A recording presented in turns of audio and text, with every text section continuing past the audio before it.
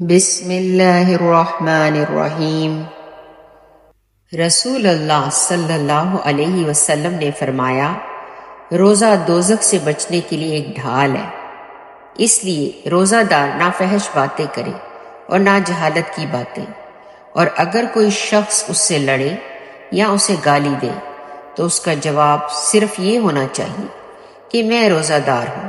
یہ الفاظ 2 مرتبہ کہہ دے، اس ذات کی قسم جس کے ہاتھ میں میری جان ہے، روزہ دار کے منہ کی بو اللہ کے نزدیک کستوری کی خوشبو سے بھی زیادہ پسندیدہ اور پاکیزہ ہے۔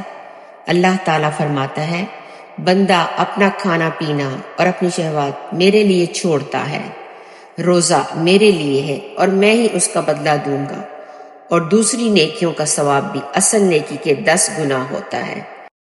صحیح البخاری حدیث نمبر 1894۔